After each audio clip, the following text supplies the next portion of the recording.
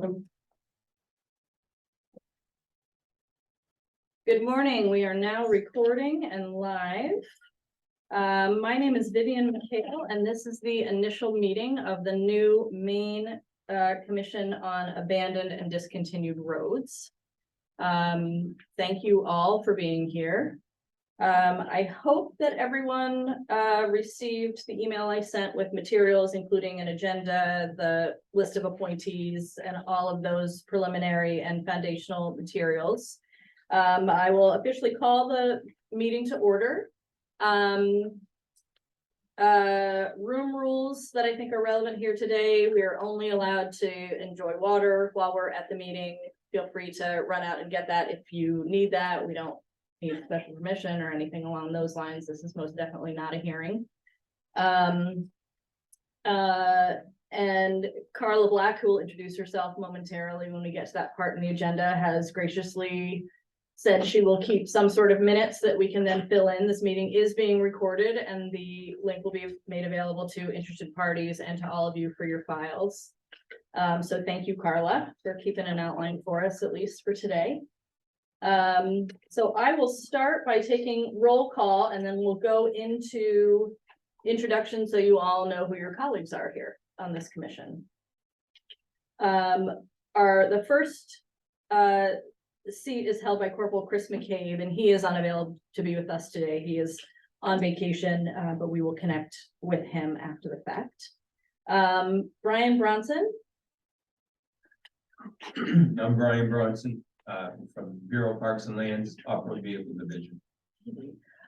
Folks on Zoom, are you able to hear us without being on mic? I think you only need to be on mic if it's being broadcasted somewhere. I think we're probably okay. But if anyone feels better or more official going on a hot mic, go right ahead. I don't think it's necessary though. Thanks, Brian. Peter Coughlin. Yeah. I am present. Rebecca Graham is present by Zoom. Good morning, Rebecca. Good morning, Vivian. Thank you very much. Sorry, I'm traveling or I'd have my camera on. Understood. Thank you. Carla Black. Present. Seat 7, I just got word literally about 7 minutes ago from the Senate President's office that Attorney Jim, can you help me with this pronunciation of his last name? Katsiafikis from Perkins Thompson will be joining. He is appointed to the seat, which is a person who is a member of a statewide association of attorneys who has expertise in real estate law. Needless to say, he is not present today, but we will get him caught up. Steve Young, who is present by Zoom. Good morning, Steve.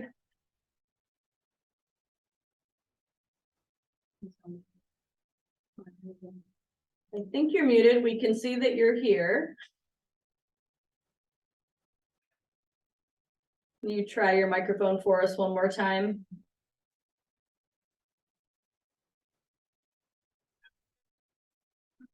It's interesting. You don't appear to be muted in the icons, but I can't hear you. I wonder if it's a volume issue.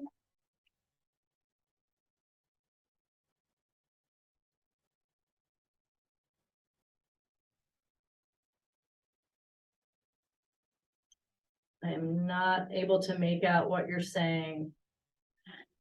How about we do this? How about we continue with the roll call and maybe you can drop a note in the chat and let us know your status. And then we'll take it from there. Ryan Pelletier. Good morning. Good morning, Ryan. Admin 5 for everyone's reference. Thanks for being here. John Monk. Present, representing ATV and snowmobile interest. Good morning. Roberta Manter. Present. The Honorable Kathy Nitto. Present. That is everyone. So let's go back around the horn and do introductions so people can share a little bit about why they're here. Maybe just a couple sentences beyond the roster that I shared from the Secretary of State's office report. Corporal McCabe, we'll hear from him another time. Brian, we'll start with you, please. So I'm the ATV supervisor at State of Maine Bureau of Parks and Lands Off-Road Vehicle Division. And we work with clubs all over the state. And this, the road issue is front and center all the time. They know where we are, so. That's why I got voluntold to be here. Well, we're glad you're here. Thank you, Brian. Peter. I'm Pete Coughlin. I'm Director of the Community Services Division at Maine DOT. Several familiar faces around the table here. I've been with DOT for 45 years, and a good part of that, in addition to several other hats, is I'm in charge of the inventory and the classification of all the roads in the state, public roads. So the public inventory for all the towns is important to me to make sure that they're accurate. So there are towns that add roads or discontinue roads, and that's where we come in to make sure that that's kept accurate. Thank you. Again, my name is Vivian McHale. I am Deputy Attorney General to AG Aaron Fry upstairs in the Maine AG's office. I am here temporarily staffing this. As you know from the statute, the AG's office was directed to staff this commission with the paralegal. We can discuss this more as we get into the substance of our work here, but that position has not been filled yet for various reasons, despite best efforts by folks in our office. We hope that will change in the near future, but for now, I am your clerk of this commission as registered with the Secretary of State's office. And in the future, I'll probably hand that off to someone else. And we can talk about is a bit of a curious and quite possibly very limited, necessarily limited one, but we can talk about that as we get further. Rebecca.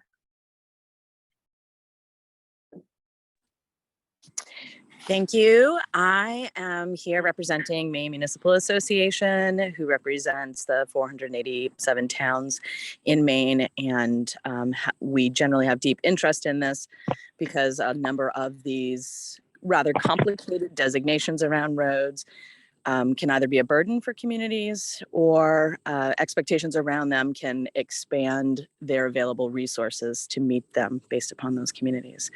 So that is why, and I'm here representing their interest. Thank you, Rebecca. Carla? I'm Carla Black. I am the Deputy Executive Director at Maine Woodland Owners. And I am here representing the interests of woodland property owners.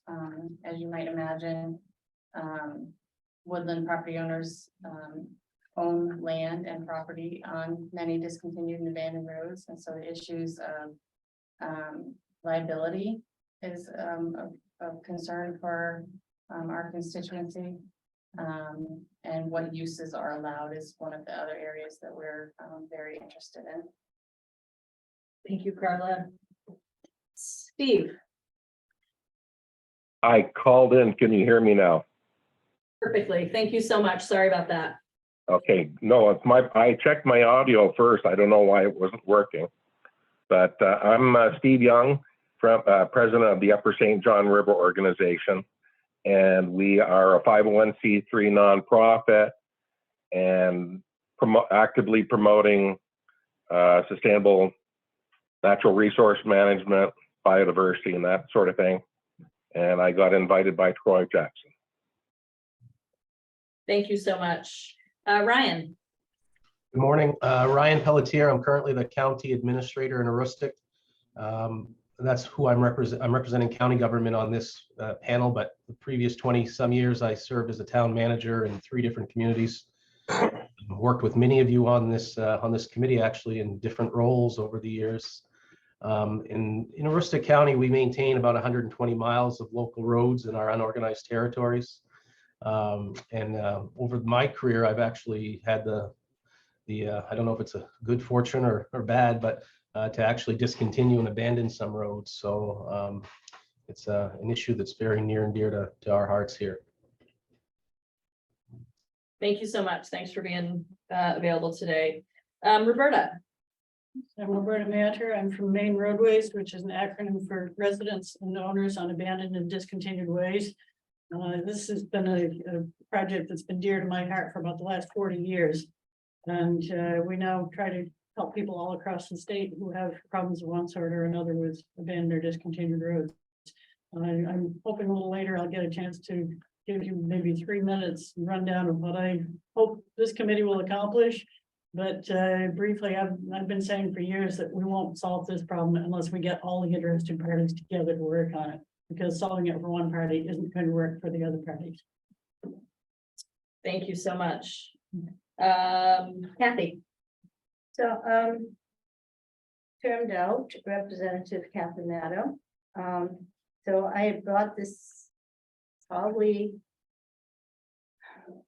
8 years ago. I started this crusade with the intent to straighten out the abandonment, the discontinued, and the easement part of all this. So this is my bill, starting probably one of the first terms of my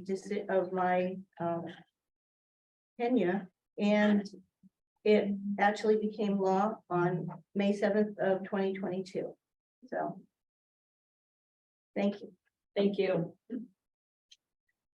Thank you again for being here. I think the next thing that we are in a position to discuss, but not vote on or make formal because of statutory requirements, is the policy I drafted and proposed regarding remote meeting participation. My understanding of the statutory requirements to make formal such a policy is we can discuss it today, but then there needs to be posting of the policy with opportunity for public comment. And then we will vote on it in person at a later date, and then we can convene to vote remotely. We can allow participants who are present remotely to participate in votes. Later in the agenda, jumping ahead, we will talk about electing a commission chair. Because we have a quorum here today of people physically present, I believe we can go ahead and do that today. If someone has a different sense of that, please feel free to speak up. But the reason we can't go forward with the remote participation policy, even though we have a physical quorum, is because of the notice requirement. And we will have to discuss where best that notice can be published, because this is a little bit oddly placed at the AG's office. That's not a place people are going to look for it. And what we can talk about that when we review the identified duties and areas of consideration that the statute lays out. I don't know if folks have had a chance to look at the policy. Let's see if I can share my screen. That is one thing I did not ask Aaron's help with. Let's see if I can do this. Do folks have copies of it with them? Does anyone need a copy? I did make a few. Would you like a copy?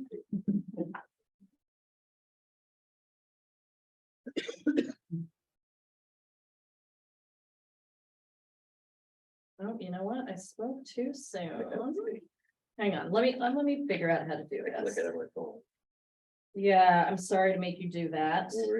I think I stopped myself from killing trees and figured I would learn how to screen share effectively. Give me 1 minute and bear with me.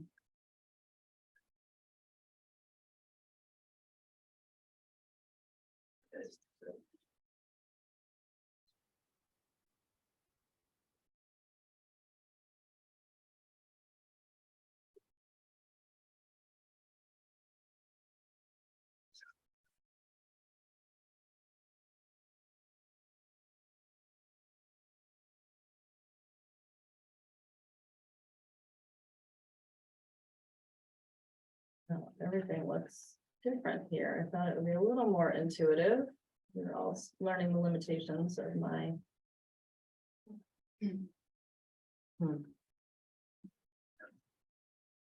Is anyone without access to the policy? I don't want to waste anyone's time here. Okay.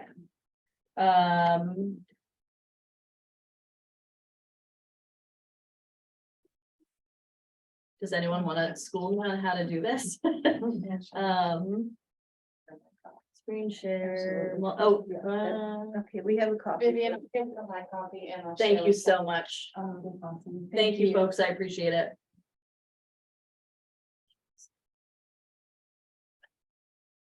So this policy tracks newly enacted, I think, as of this spring, I want to say as of in April 2022, Title I MRS Section 403B.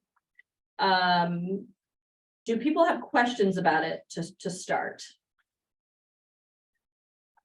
Does anyone have concerns about it? I don't know that it's something that we can actually vary from, but I can, I'm happy to look through any provisions of it if people feel the need to. Does anyone have any issues with remote participation generally? I feel like that's something, given the distance some of our folks would have to travel for seats that were not easily filled. I don't see, I don't think it would be reasonable to not affect this policy. Does anyone have concerns about it or questions? I do have one question. Sure. I realize that members of the commission are supposed to be here in person if possible, but will this allow people across the state who just want to listen in? Will it allow that? And will they be able to comment in the chat or whatever? Yes, and the policy says that ideally physical presence is preferred, but with reasons for physical health or other extenuating circumstances, the chair can approve a request to appear remotely. And I believe that the members of the public are allowed to participate either remotely or in person. And I believe there is a provision here that says we may be able to limit the number of people in person due to space. Let's see if I can find that. But the answer to your question is yes. Okay. Obviously, in-person presence is preferable. I think everyone agrees that, but I think, So does this allow remote to be by phone? yes. Or do you have to be on video? Nope, it can be phone or video. If it's phone, the commission member has to be mindful of the fact that if we are in an executive session or something like that, you need to be somewhere where you can't be overheard and the conversation or discussion can remain confidential. But otherwise, as long as you have a live phone line, stay connected for the whole time. Obviously, things can happen and drop off here and there, but yes, either audio only or video are permitted by the policy. So yes, you can call in from your car if absolutely necessary. I'm sure we've all done that at times in a pinch. Unless there is further discussion, I think we will leave this at when we figure out where notices and things like that will live as we get farther into the agenda. I, as the clerk, in coordination with whoever we elect as chair, will figure out the best place to post that notice to the public. And then there needs to be a way for the public to comment on it, which we will figure out, whether it be at the next meeting. I'm not sure that there's another way to take comment there. We might have a separate meeting specifically on the policy. I will figure that out with the chair. And then once we vote the policy as official for this commission, we can go ahead and take votes from remotely participating members of the commission. So moving on to item number 5, review of statutory duties and identification of action items. Roberta, I think this might be a good time for you to give what you said, your 2 or 3 minute download on why this is important to the folks that you represent and work with. And then why don't we go through and just at least say out loud and see if folks have specific items to identify with respect to each subpart. And then we can go we can go on from there to decide how we're gonna approach this work and talk about who of you will become the chair. So Roberta. Okay. Thank you. I've been reading a book recently called Rooting for Rivals. And although this was intended for Christian charities, I think the main principle applies here, which basically it says that when there is a problem that's too big for one organization or entity to solve, that we shouldn't be competing with other organizations that are working for the same thing. We should be helping each other and collaborating with each other and encouraging each other. And I think that's very necessary here. Of course, for main roadways, my main concern is residents and owners on abandoned and discontinued roads. And we run into a lot of questions of whether or not the person has any access, whether they legally have access, but physically they cannot access their property for one reason or another, either because of the condition of the road or because it's being blocked by another landowner who feels that they own the road.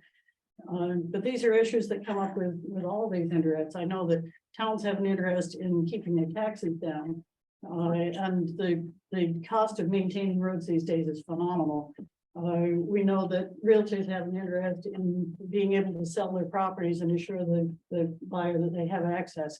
The ATV clubs and snowmobile clubs have an interest in having access to these roads. And if an ATV club is doing a super job of maintaining a trail and one person comes in and tears it up, then landowners can withdraw permission, or it can make it difficult for the landowner to reach their property. Agriculture and forestry has an interest in being able to access their properties and keeping that access passable for their use. The conservation people have an interest in not having runoff from these roads going into streams and lakes. And these all tie in together. But kind of at the root of it is the constitutionality of what's happening.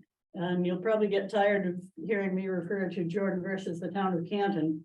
Back in 1970, there was a Maine Supreme Court decision that said that a public road with no public maintenance will inevitably be destroyed.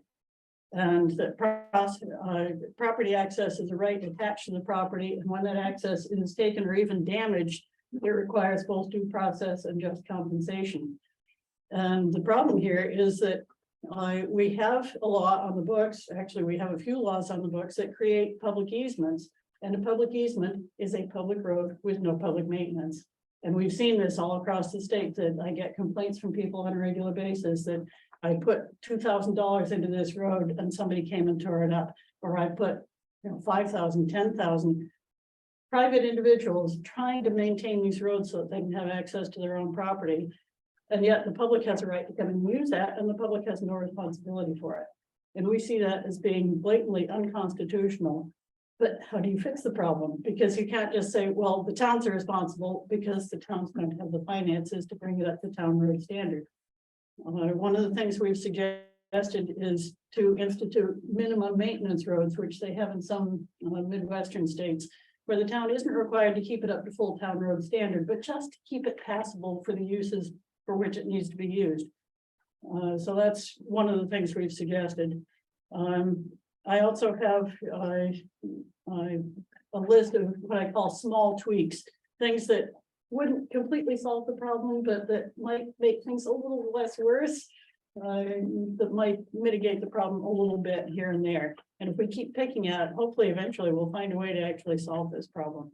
But in the meantime, I know it's been said that from the town's point of view, abandonment has worked very well for years. Why should we scrap it? Well, it may work well for towns, but it's horrible for the landowners. And the problem is that the court has said that it doesn't require due process or just compensation because there is no taking. It's obvious that this road hasn't been maintained in 30 years. Why should anybody expect anything different?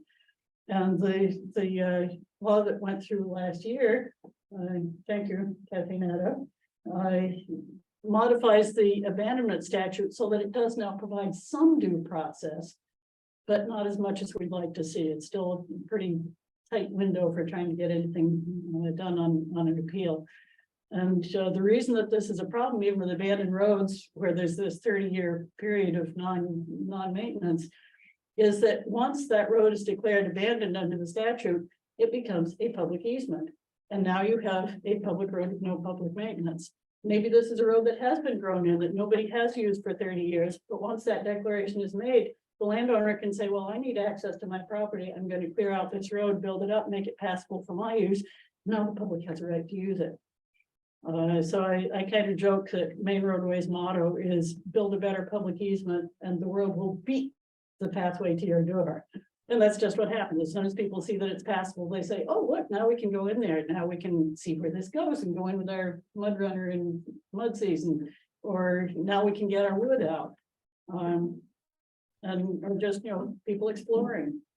They often don't realize the damage that they're leaving behind. People don't tend to look in the rearview mirror to see the ruts behind them, and they're not going to come back and rip those ruts out. And often the people who are using the road don't really have any need to be there. They're just using it because it's there. So as I said, I've got a list of small tweaks. The constitutional issue is going to be kind of the center of what we're arguing, that there's got to be some way that these people can be made whole when they had an access and the access is being destroyed by public use without public maintenance. So there's a lot more that I could say, but I could go on and talk for an hour off the cuff, and I'm sure you don't want me hugging the whole meeting. Well, I appreciate that, the top line there, and I think we'll have a chance for you to make comment as we get to some specific items. Today probably won't be the most substantive of meetings, but I think more of an orientation to some of us, myself included, about these issues, and then I think now we'll go through the structure of the statute, which will structure our work on this. Vivian, just so you know, we've lost video here on our end. We can't see the meeting room anymore. Okay. We can hear you, but we can't see. I see that the meeting room icon, I've sent a message asking to start video. Let's see if that works.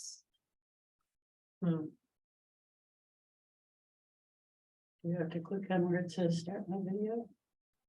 My video is running because there's two machines working right now. Meeting room is sort of I don't know where it lives, but that's what my IT guru was taking care of, and I don't know why it won't let me start. This is asked to start video. Let's see. You have to shut yours off. I'll try that. Good idea. Okay, I'm gone. But I'm unmuted. Oh, that's stay muted. Okay. Meeting room. I believe that it's using my camera, so I don't think I can go off my video, but it has stopped talking to that is the issue. Bear with me 1 second. Promise I won't do anything really entertaining while I'm off camera. Let me be in touch with Aaron.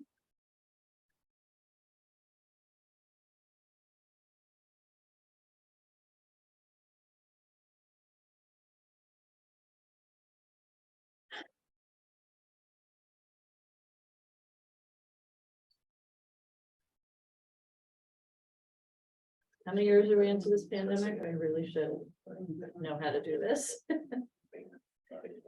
Just.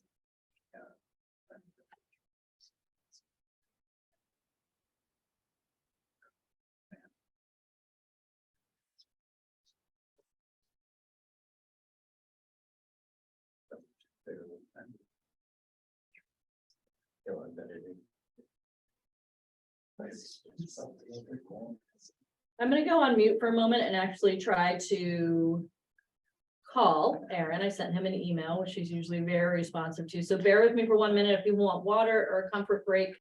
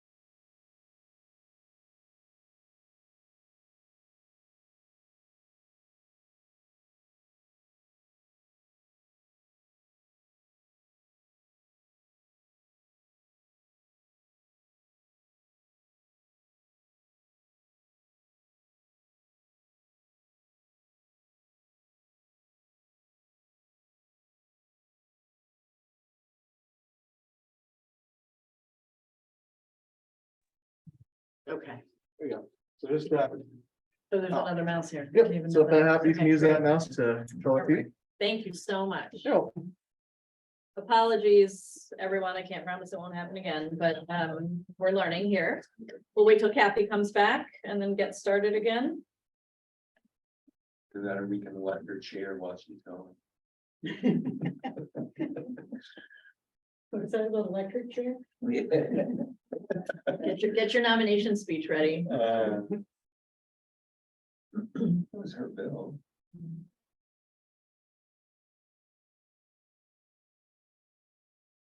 Actually, this bill was kind of my bill, but I couldn't volunteer to be chair because I wanted to be able to be attending to what's going on and not kind of manage things. It's not my strong suit.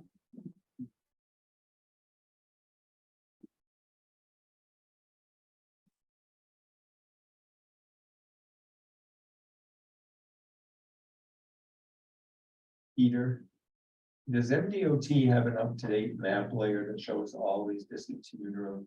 No. If you look at the DOT map viewer, Yeah, that data comes from 911 right. and DOT. It's combined together.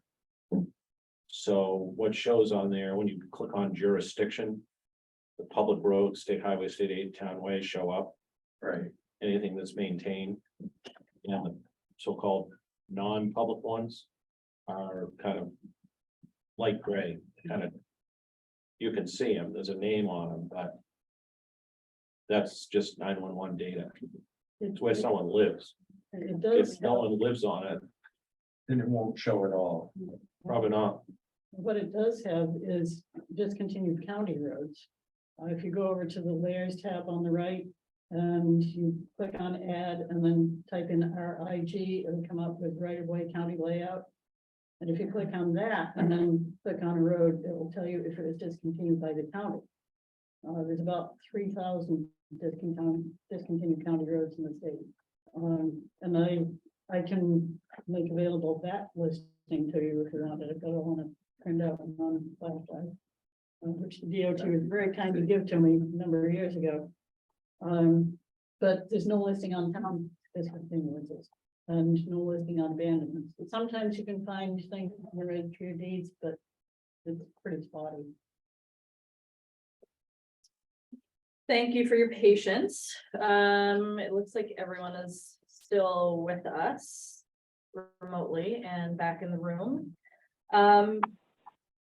So starting with subsection 2 of Title 23 MRSA 3036, which is our establishing statute. The duties of the commission, as I see, are divided into the following buckets. Primary considerations, matters to prioritize, recommendations to develop, legislation review. And we are obligated to have a certain number of meetings, allow public comment, and then have a report and meet annually thereafter. Our terms are all for 3 years. And to effectuate that work, today momentarily we'll talk about a chair election, so start thinking about your nominations. I think it's probably too soon to talk about subcommittees in a really substantive way, but that is something we are permitted to do. Staff support is provided by my office, the Office of Attorney General. As I said before, that will be me until we can hire the paralegal that the fiscal note provides for. That job has been posted and reposted, and I am hopeful that we will have another interview or two in the very near future so we can have this commission appropriately staffed. And we are permitted to draft and adopt bylaws. Our report is due on February 1st of 2023 and then annually thereafter. I think, why don't we turn to our top considerations, which is a good sort of segue back to some of the issues Roberta raised. But why don't we entertain discussion and nominations of a commission chair? First, do we have any volunteers? Can we volunteer others? I think we call that a nomination. Do you have one? I would nominate Pete Coughlin if he's willing and able to. I second the nomination.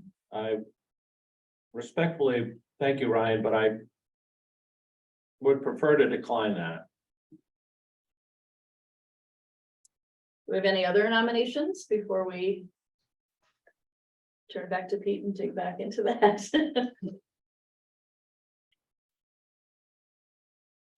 I guess my thinking, and I appreciate Pete's comment here, is I think it's important that you have a commission chair that is close to Augusta, probably works in state government or is very familiar with the laws regarding the road issues. So that's why my first thought was Pete. I know he's not here today, so if nobody else is interested, I would certainly support Jim Katsafikis also. I know Jim from his years of work for local governments, and he's very knowledgeable. But obviously, it would not be fair to nominate him without him being present. So that's my thought. I mean, there's other people there in the room, perhaps, that are just as qualified. So Thanks, Brian. I appreciate that. Would it be fair to nominate Kathy?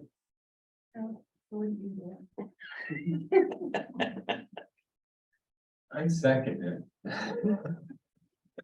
She would. I really appreciate that.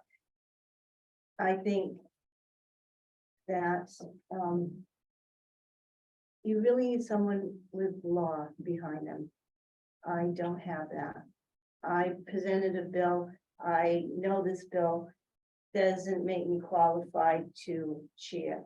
I would go with, asking Jim when he is able to be here and see if he would do it. I appreciate that a lot, thank you, but I'm gonna not do that. Thank you all for your thoughts. I think it does make sense to involve Jim in this discussion. I note that in the statute, it does indicate that in the absence of the elected chair, at future meetings, the representative from IFNW or agriculture or conservation and forestry would be the folks who step in. So Brian, I'm not going to ask you to be fill-in chair today, but just FYI, that's a possibility. Do people have thoughts about how to approach Jim about this? I will certainly make sure he gets obviously thank him for his service, share the Zoom recording and the minutes that Carla and I put together. If anyone knows him, I don't think there's anything to keep folks from calling and encouraging him and letting him know how supported that the thought to have him chair the commission is. And then we'll have to table this for a next meeting. Unless folks have thoughts about how to proceed in a different way on that matter. So I can call Jim if you want, talk to him about this. Did he say why he wasn't here today? It was just not available. The Senate President's office was working really hard to find an appointee, and I, in many conversations with them, it wasn't coming together until about 10 minutes before we walked into this room. So, so that's why. All right, Ryan, do you have Jim's number right there or not? I don't. I haven't talked to Jim in quite a few years. Okay, Let's see if I have it. Is Jim local? he works, I think, out of the Portland office. Let me look it up. And I will obviously call and introduce myself as well, but having your relationship with him and having him hear this from you, I think would be really helpful.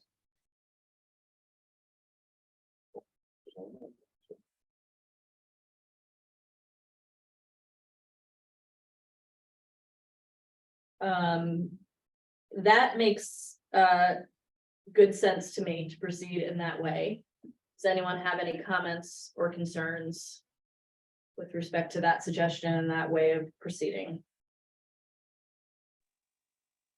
I'd just like to say, I think it's an excellent decision. Mr. Katsifikas actually provides this type of training for all of the lawyers as part of their bar credit. So he is a foremost expert on all of the legal nuances that are really important, I think, for this commission to understand. Great, thank you for that. Here's his number. Oh, good. Make it easy for you. Can you see that? Screen Hector. All right, good. That's a Portland number too. Yeah, it says he works out of the Portland office. All right, I'll give a call today if you want, That would be fantastic, and I'll call him as well. Tuesday. I will plan to call him today and certainly get back to the Senate President's office and thank them for their update and their appointment and then take it from there.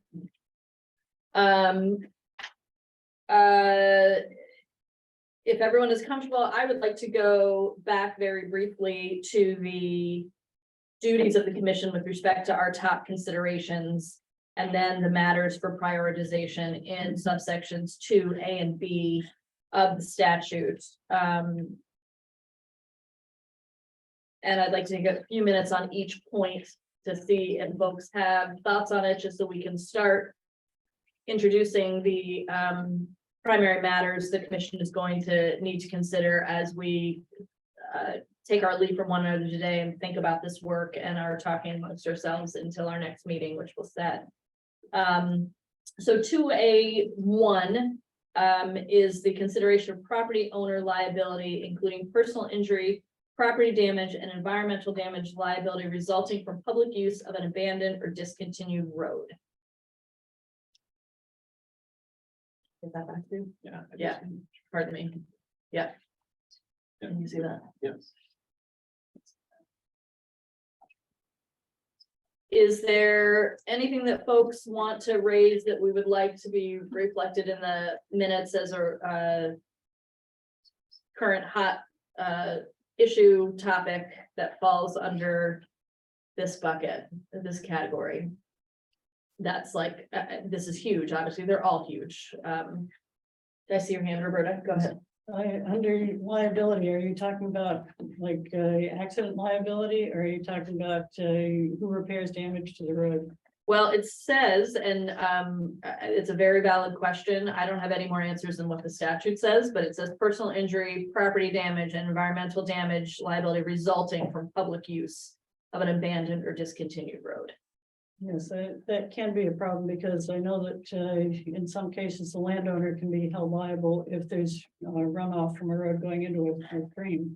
But that runoff may not be their fault. It may be because other people have torn up the road that they've been trying to keep passable. And then because there are ruts in the road, it causes non-point source pollution. Thank you. That's We've seen the case ourselves where we were post sitting for somebody else for a weekend right at the height of mud season, and thought this would be great. We'll be staying off the road. We'll walk in and feed my horse, and that's all we need to do.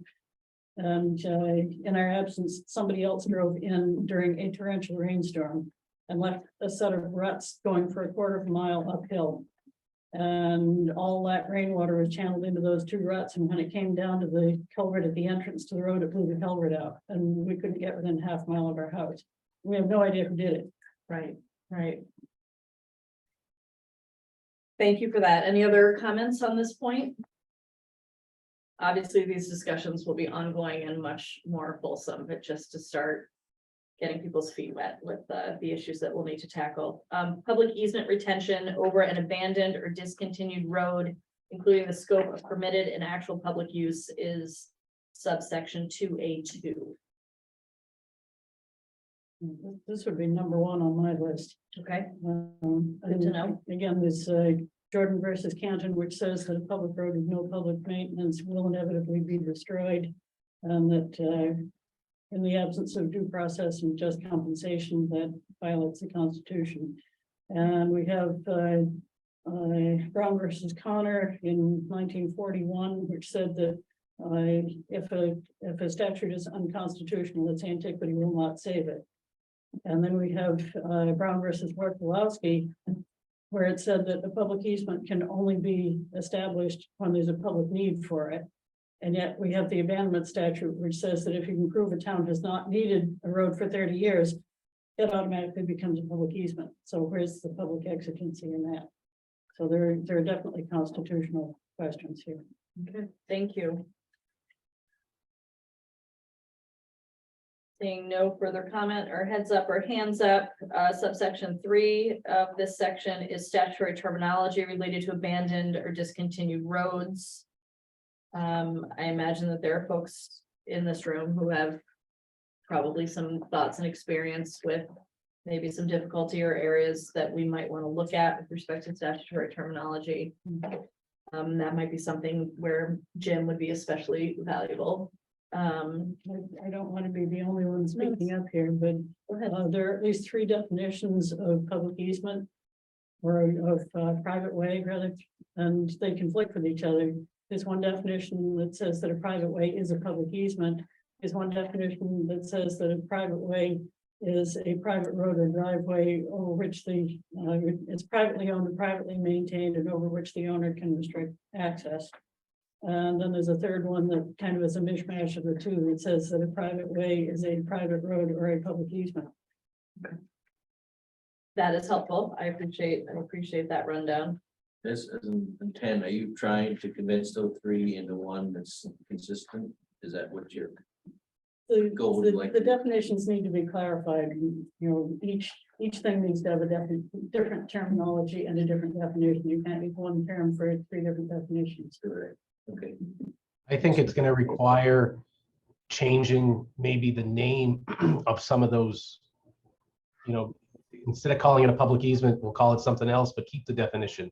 Not saying that's what I'm suggesting. I'm saying that might be, because I know exactly what you're talking about, Roberta. I've seen it myself, actually where I live. So it is confusing to some people. I know that the Maine Alliance for Road Associations is trying to work on getting the definition of a private road clarified and as being distinct from a private way. That's part of the confusion, is private road and private way are 2 different things. Are those definitions all in the same title? No, Or no, that's different? part of the confusion, is that they're scattered in different places. I haven't got that in front of me right now, but I can come up with it for you if you want. That would be great if you would be willing to put that together in a document that we could all look at as a resource for our next meeting. That would be really helpful.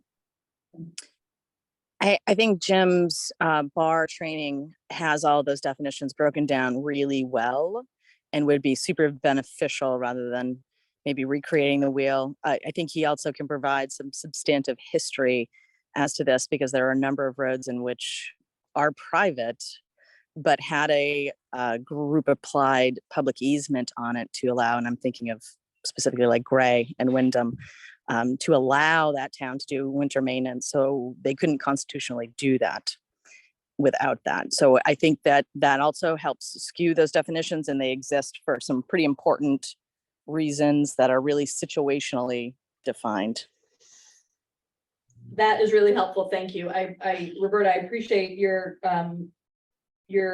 summary and the follow-up questions. I think that's really helpful to direct the discussion. And why don't we start with seeing if Jim would be willing to share that information and then go from there. So it doesn't create work for you, and your comment to his document will be helpful, and we can take it from there. Why don't we do that? Okay, great, thank you. Subsection 4, the statutory process for the abandonment or discontinuation of a road, including barriers to determining the legal status of a road. I imagine we might look to Jim for that as well, not being familiar with these issues myself. But if other folks want to speak to what we might need to be mindful of, just in a cursory sort of way right now, I think that would be helpful to the group. Or we can wait until we have Jim's. Yes, is that you, Rebecca? I think from a number of municipal contexts, it's essentially the requirement to do a deed ancestry, which can be extremely expensive for either a property holder or the town in order to even get to the question as to whether or not maintenance can occur. Okay, if there are not comments for the body's consideration about those top considerations we've been tasked with. Why don't we move on to section 2, subsection B, and just take a look together at the matters outside of the previous section for our consideration for prioritization. Which are the matters that by the commission by determining which matters related to abandoned and discontinued roads have a significant negative impact qualitatively or qualitatively on, and then there is a list of 6 items below. I don't have the knowledge or the positioning to prioritize these. I imagine this will need some pretty significant conversation.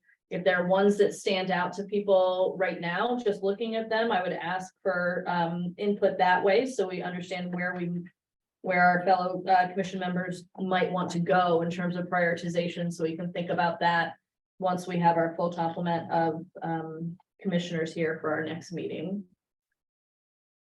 I do not have that in front of me, unfortunately. Here, I can give you a copy of that. Thank you.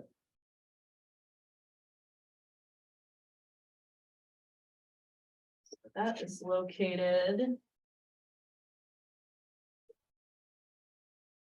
right here where it says prioritize matters for consideration, and the list is 1 through 6. Mhm.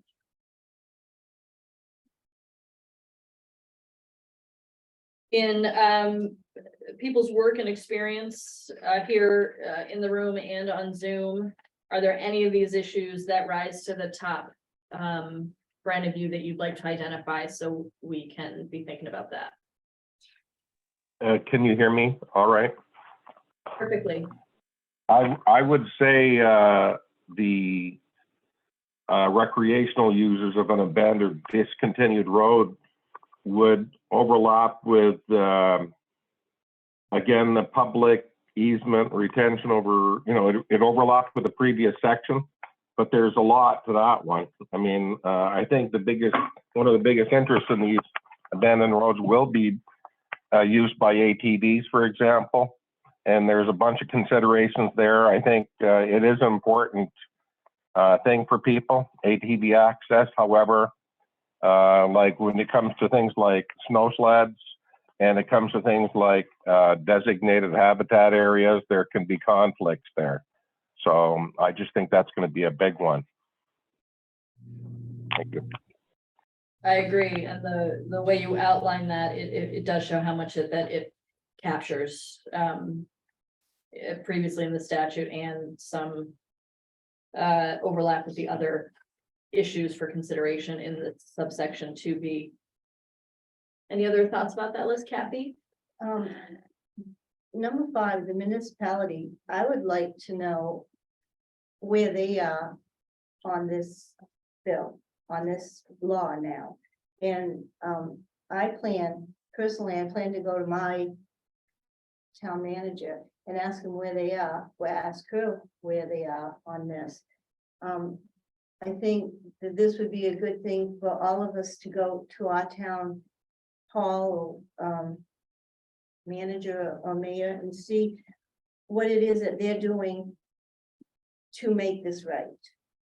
Because I'm not sure that any of them are on board yet. I just would like to know who is and if it is happening. And we don't know that right now. And I think that's a very important thing to know, where they are on discontinuing, abandoned, or easements. Rebecca, is that something you can speak to at all? I think that Kathy's suggestion is a really important one. I think reaching out to our communities will help all the commissioners actually understand the intersections and the problems that are associated with that directly from the people that might be involved. But I believe it is as varied based upon how many of these roads exist within communities and the available resources within those communities to address some of those concerns. I agree with Commissioner Young that the recreational use is key because I think there's an expectation because of the way that the statute that allows the development of trails over public ways has been created, that the communities or the town is the one that has to kind of repair the damage that a lot of those users want for access. So I think there might, we would definitely benefit from having a discussion about whether or not there should be an additional consideration to that when they go over these particular pieces of properties, and whether or not we need to have communities or the actual clubs bond for their maintenance to make sure, because they're not all created equal and they're not all maintained equally. But that creates a number of issues. So I really think it does depend upon the communities. I know that there are many communities that just really struggle to respond to landowner issues along roads that are obviously discontinued when they're trying to make planning decisions as well as to whether or not new property owners can develop in ways that are adjacent. Are there setback requirements because there's a public easement there? There are a number of questions, I believe, in the planning process that come up around that. Can I ask a follow-up question?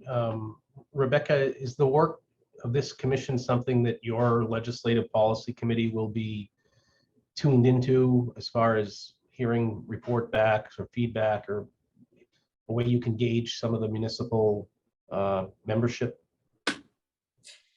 Absolutely. But I think it also might need to go out broader than the LPC, and we might need to do some communication just to towns and solicit feedback. And I think that's something that I can definitely provide if we have some specific questions for all of the town managers, because again, not even though we have 70 members of our LPC, they might not be in communities where this has become a huge issue. And some of the ways in which the decisions get made, there isn't a way to actually implement a public process, from what I understand. So for instance, the ATV statute, a community, it is their legislative body, which can either mean the select board or a council that makes those decisions. And there actually isn't any implementation there for a public feedback process.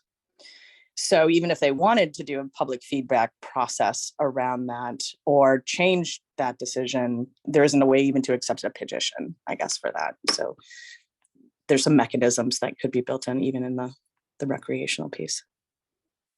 But again, not all of those communities are going to have those, and it is going to be really varied. So I believe it needs to go out broader, but yeah, absolutely.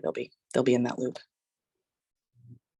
Rebecca, this is Pete. Do I remember, because this issue's been around for many, many years, somehow I faintly remember that you may have sent an email out to top officials 2, 3, 4 years ago and got a whole bunch of responses back. Do I remember that right or not? I pretty much do that weekly, so I'm not quite sure.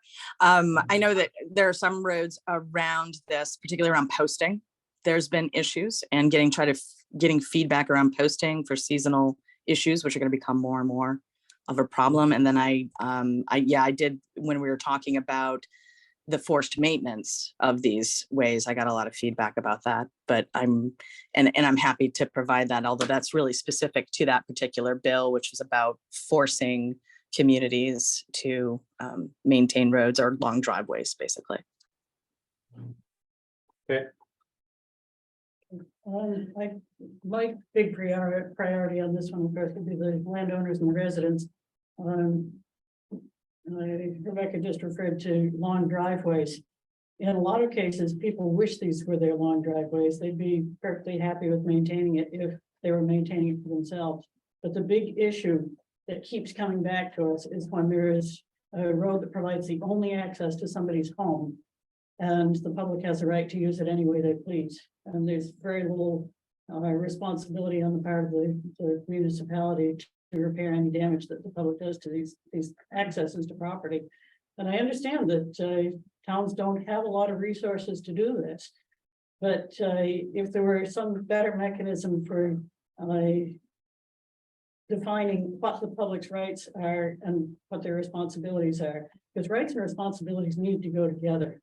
And right now, that's not the case. Right now, the rights are the public's and the responsibilities are private. And that just doesn't work constitutionally.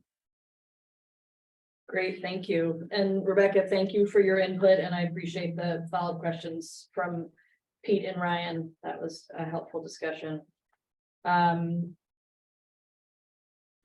from what we are tasked to consider and prioritize, we will then come up with recommendations that will land in our first annual report due on February 1st.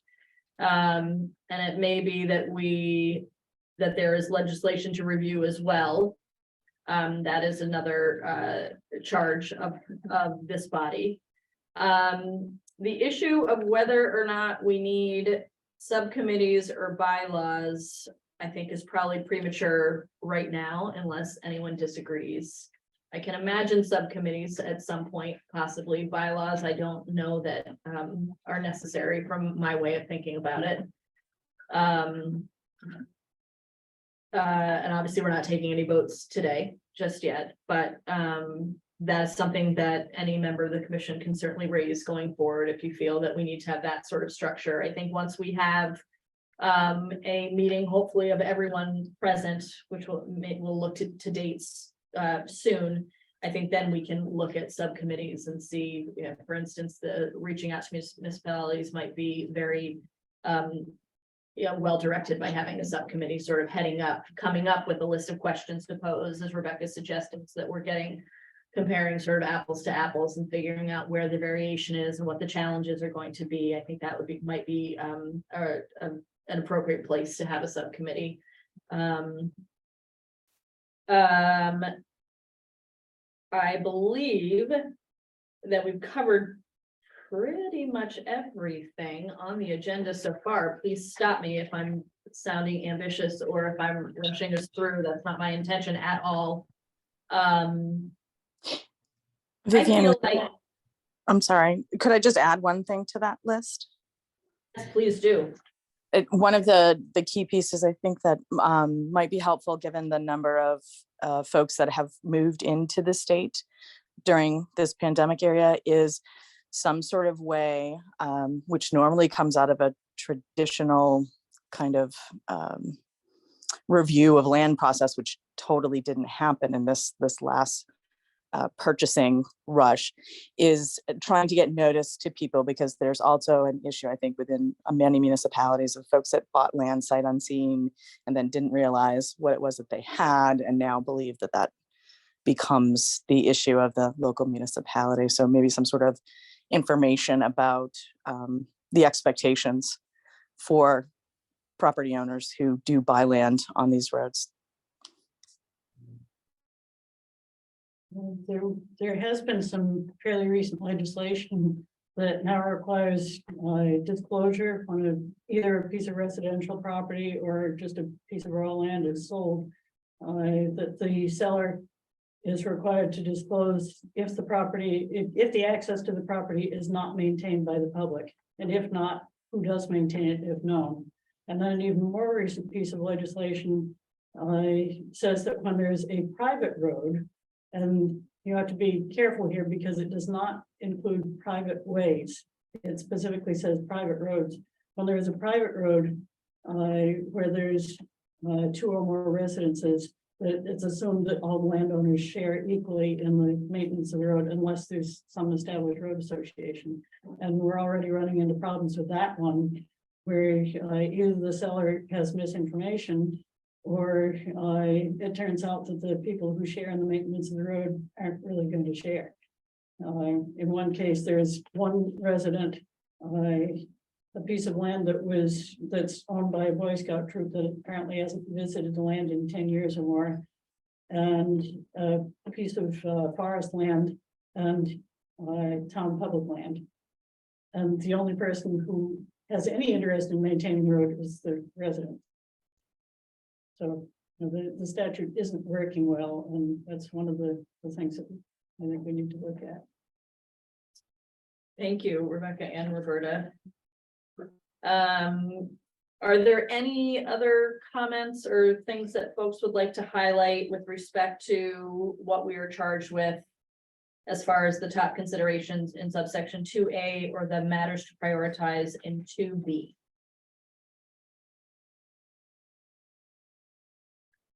If not, for the moment, Peter. Pete. Roberta, I had the same thought as you, because I faintly remember there was some sort of legislation a few years ago that on a disclosure about your house, the roof and the furnace and all that stuff, there was something supposed to be inserted in there about the maintenance of the road. Do you remember what title that was in, or is it in realty law or? Yes, it's in real estate law under disclosures. And Okay. I've got that somewhere here, if I can find where I put it, because I grabbed a whole bunch of things that I was going out the door. Let's see, Title 33. Section 173, subsection 6. And Title 33, section 193. Okay, and does that, it specifically says who's responsible for the road maintenance? It says that they're to disclose if the road is not maintained by the public, and if not, who does maintain it if known. In my, Roberta, maybe you can correct me, but in my experience, the practicality of that happening, oftentimes, if there's a road association in place, the lawyers will know that and reach out to get that information. But in cases where there is no road association, might be just one person. Does that happen frequently, Roberta, in your experience? What I've found is that we're getting complaints of people who bought a piece of property and the disclosure said that there was shared maintenance of the road. And this goes to that other statute that I mentioned, the more recent one was Title 23, Section 3121. And the intent of that bill was to ensure lenders that when they were taking a mortgage on a residential property, that property was going to remain accessible. And the problem is that now realtors are saying, well, it's a private road, therefore there is shared maintenance on it. And we're finding out that sometimes that isn't the case. Sometimes it isn't actually a private road. Sometimes it's a road that was discontinued years ago, and now it's a whole little patchwork of little pieces of private property. And if one person happens to own properties on both sides of the road, they can claim that that is their private property and they don't have to let anyone through. And all of a sudden, this property that supposedly had shared maintenance of the access has no access. This is going to be a problem that's going to come back on the realtors, and something needs to be done to straighten that out. I know 2 cases that have gone to their title insurer to try to straighten it out. So we don't have anybody on this commission that represents the realtors, do we? I thought there was supposed to be someone. I think that the only real estate sort of call out is with respect to the attorney with expertise in real estate law, which is Jim, which is not exactly what you're saying. So the answer to your question is no. Okay. I think it's just something we got to keep in mind to involve them at some point in the process. Yeah, not knowing anything about the realty business, I wonder if there's a standard form that Maria, the Realty Association, has, that's a standard disclosure form that actually has been amended to include that sort of thing. Or there's still a bunch of realties out there that are just didn't even know that law was passed and it's not even on the form. My guess is that there is a form that the realtors are using, but when there's a private sale, the seller would have no clue. Yeah, that's another issue there, private sale. Peter, I Right. think that there is a standard form, but on that standard form, even on the listing, you can see on a particular listing, if it is a publicly listed property, what the road is, whether it's private or not. But I'm not sure that there isn't a need to help the caveat emptor piece of this for the realtors, or make it a little bit more explicit. That's all really helpful, which leads me to another less substantive but not any less important point is all of us as commissioners should keep in mind groups of interested parties who we should keep apprised of our work here. Which then segues to next meetings and notice of those meetings and where those notices should live. The AG's office, I don't think is an appropriate, meaningful, or helpful place to list those meetings. I looked hard at our website and it just doesn't make, I don't think anyone's gonna go there. So we need to think about that, and I will look into how to get an interested parties list created for sharing, for signing up for notices of commission meetings. I looked at the websites of DOT and IFMW and ACF, and there are places where those things could live. It may be that all of us as commissioners put notice of the meetings and, for instance, the remote participation policy, which we need to get notice out to the public of. So that's something we need to give a little bit of thought to. I know that sounds a lot, that's probably much easier said than done to put something up on a website. I know there's authorizations that need to happen and those sorts of things. So, but that's something we do need to consider. As far as selecting next meeting dates, we are obligated to have no fewer than 3 and no more than 6 meetings in the course of a year. Which, to get our report out by February 1st, I think we need to have meetings we should probably have one November, December, and January to be safe and to be as thorough as we possibly can. Would people like for me to send out a doodle poll to figure out the next meeting date? Do you want to sit down with calendars right now? That seems like a disaster to me, but I'm going to send out a doodle poll. If folks who are here or on the phone, if you know of, like the last Wednesday of the month, you're not available, I won't even look at that. Does anyone have sort of set blackout dates? You're talking November? Just sort of monthly if you have. I mean, I will certainly shy away from, holiday weeks and things like that. Of course, I'm hoping that people can take extra time around holidays, but if there's anything I should know about to stay away from, I'll give as many options as possible. I feel like the next meeting needs to include as many people in person as possible so that we can deal with the remote meeting policy. Any thoughts there? If not, I'll take to doodle polling and email all of you and we'll take it from there. I would make a suggestion that we try for maybe the second week of November, given the end of the holiday and the election, which kind of cuts November in half and makes it a challenge for a lot of folks to be able to manage to get it. Absolutely. Yeah, I think as I was looking ahead, I think that makes sense. And that would sort of put us at mid-month going forward, which I think is probably as safe can get, given how busy the end of the year gets with the election and various holidays. And yeah, November is very choppy with the election, Veterans Day, and Thanksgiving. So we'll all do the best we can, and I'll propose as many meeting dates as possible so that we can land on one. Do we want to do one? I mean, this is the first week in October. Or do we want to do one sometime in the next 3 weeks? There's no reason we couldn't.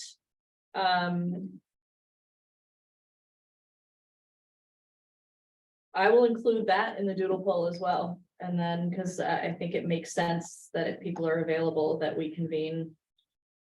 So late October, mid-November, mid-December, mid-January. I'll be unavailable the last week of October, but Okay.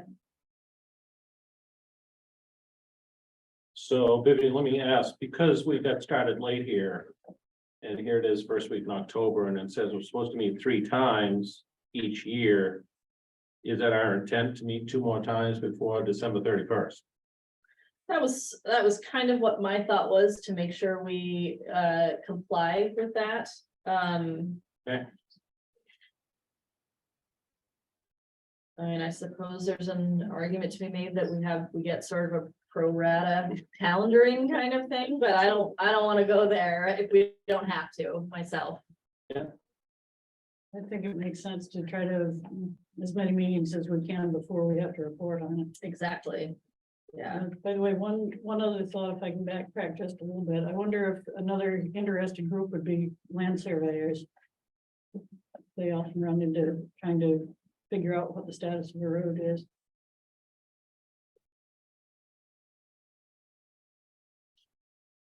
There is an organization that represents them too. Yep. Yeah, I think You're that would be great. Jim is also one, and I think it would be great too. He might know. to get in touch with someone, but we could also maybe set some of these dates off to have special presentations from these folks. That might be a good idea too. Great idea. You won't get a doodle poll from me as early as today, probably because I'll want to have a conversation with Jim to welcome him and thank him and give Pete a chance to talk with him and tell him how important and how grateful we would be for him to assume the chair position. So I want to make sure that he is available to be at all the future meetings that we set at the very least. So being proactive about that, if Jim just simply says what Kathy and I did, no, I don't want to do this. What's our plan then? We don't have one yet. That's a very good question. Let's assume he takes it. Okay, we can do that. Right. Positive thoughts. I'll, I'll try him today. If not, I'll try him Tuesday. Great. That sounds Sooner great. than later. I know he's done something like this once before because there was a legislative committee years ago to study this problem. Yeah. And I have bad memories of that, unfortunately, because the day that they finally took a vote on what were the best solutions, the two people that we expected to support us were two of the people we expected to support us were absent. And it ended up with the vote being 5-4 against our suggestions when it could have been 5-6 in favor of our suggestion. But that wasn't his fault, right? I've got a question. What about you, Ryan? If this doesn't work out, No, sorry, not gonna happen. okay, can't say it enough.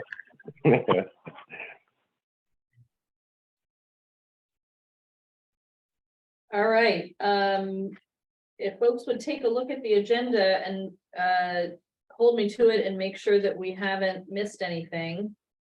I am feeling like we are at a point where I have marching orders to reach out to Jim, send doodle polls, figure out the complying with the notice requirements for the remote meeting policy, and then we will convene again. And if folks can, in the interim, be thinking about interested parties, anyone who realtors, land surveyors, folks like that we've talked about, put them in touch with me and I'll make sure that they get notice of all future meetings and any other public notices.